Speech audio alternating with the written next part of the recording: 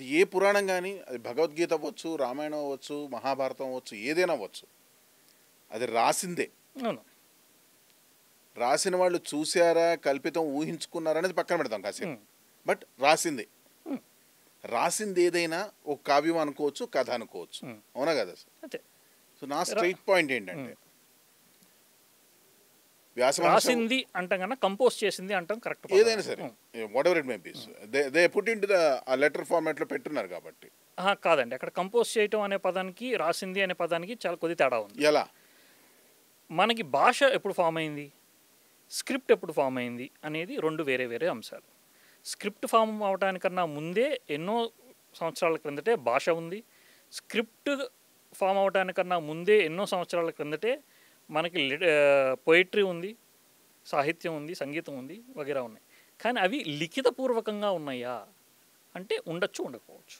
మరి ఇప్పుడు ఈ రామాయణం అనేది మనకి ఎలా బయటపడింది? అదే దానికి వస్తున్నాను. ఉదాహరణకి ఇవన్నీ ఓరల్ ట్రెడిషన్స్గా కొన్ని వేల సంవత్సరాల పాటు ఓరల్ ట్రెడిషన్స్గా ఒకరి నుంచి ఇంకొకరికి వెళ్తూ వెళ్ళి మౌత్ టాక్, ఓరల్ ట్రెడిషన్, శ్రవణ పద్ధతి, వింటము, నేర్చుకోవటం, పాట రూపంలో నేర్చుకోవటం, అదే దాన్నే 4-5 రకాల ట్యూన్స్లో పాడటం, అలా నేర్చుకోవటం, అలా వెళ్ళటం. ఉదాహరణ మన హరికథ అంటాం, అదే హరికథ మొదలైంది కూడా లవకుశల దగ్గర నుంచే మొదలైంది. సో ఆ పద్యం రూపంలో, గానం రూపంలో జనంలోకి వెళ్తూ వెళ్ళింది. అక్కడి నుంచి ఒక జనరేషన్ నుంచి ఇంకో జనరేషన్కి మారుతూ ట్రాన్స్ఫర్ అవుతూ వెళ్తూ ఉంది.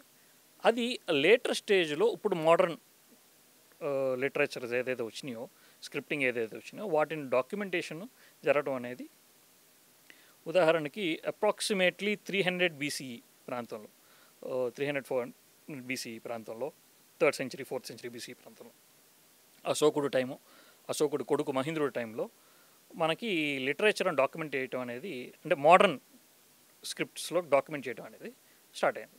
ఈ మోడర్న్ స్క్రిప్ట్స్లో డాక్యుమెంట్ చేయడం అంటే మోడర్న్ స్క్రిప్ట్స్ యొక్క ప్రిడేటర్ అంటే స్టార్టింగ్ ఏంటంటే బ్రాహ్మీ లిపి, ప్రాకృతి లిపి, అక్కడ నుంచి మళ్ళీ మోడర్న్ టెక్స్ట్లోకి కన్వర్ట్ అవుతుంది. సో మన బ్రాహ్మీ ప్రాకృతి లిపిస్లోకి డాక్యుమెంటేషన్ ఎప్పుడు జరిగింది అని చూస్తే మీరు ఏ కథ అనేది తీసుకోండి, చాలా వరకు కథలు, చాలా వరకు స్టోరీస్, చాలా వరకు ఇతిహాసాలు అన్నీ కూడా మనకి 3rd, 4th century BCకి వెళ్ళి ఆగిపోతాయి.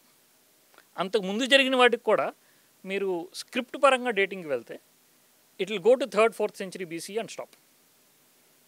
ఎందుకంటే మనకి స్క్రిప్ట్ అనేది అక్కడి నుంచి మొదలైంది, మోడర్న్ స్క్రిప్ట్స్ అనేవి అక్కడి నుంచి మొదలైంది.